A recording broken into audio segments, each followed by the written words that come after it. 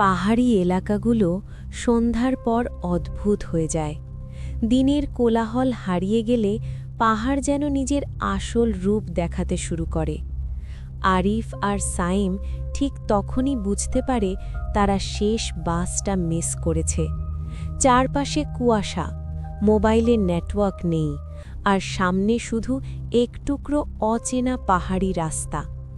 ঠিক তখনই পেছন থেকে ভেসে আসে এক বৃদ্ধের কণ্ঠ। শেষ বাস ধরতে পারলা না, তাই তো? বৃদ্ধটা শান্ত গলায় বলে, এই রাস্তায় রাতের বাস আসে। কথাটা শুনে দুজনেরই গা শিউরে ওঠে।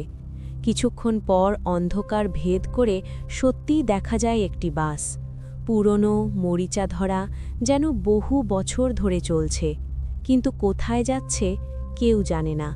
বাসে উঠে তারা দেখে ভেতরে মাত্র আর একজন যাত্রী। বাস চলতে শুরু করে। শুরুতে সব স্বাভাবিকই মনে হয়, কিন্তু কিছুক্ষণ পর আরিফ লক্ষ্য করে একই বাঁক, একই গাছ, একই রাস্তা বারবার ঘুরে আসছে। তারা বুঝতে পারে এই বাস এক জায়গাতেই ঘুরছে। হঠাৎ যাত্রীটি ধীরে বলে ওঠে, এই বাস গন্তব্যে পৌঁছায় না। তার কণ্ঠে ভয় নয়, ছিল অভ্যাস, যেন সে বহুদিন ধরেই এখানে আটকে আছে। বাস হঠাৎ থামে। সামনে আবার সেই একই বাসস্টপ। দরজা খুলতেই বাইরে দেখা যায় সেই বৃদ্ধ লোকটি।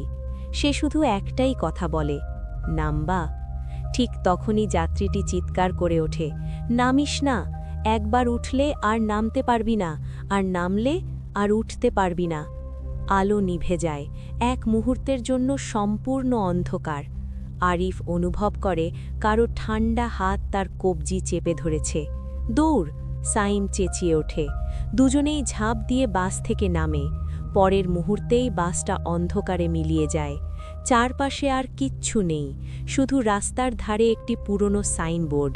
তাতে লেখা, এই পথে রাতের বাস আসে, যারা উঠে তারা ফেরে না। আরিফ আর সাইম বেঁচে গেছে, কিন্তু পাহাড়ের গভীরে আরেকটি বাসের হেডলাইট জ্বলে ওঠে, আর জানালার পাশে বসে থাকে আর একজন নতুন যাত্রী। এমনি সব রোমাঞ্চকর গল্প শুনতে আমাদের চ্যানেলটি সাবস্ক্রাইব করে বেল বাটন চাপ দিয়ে রাখুন।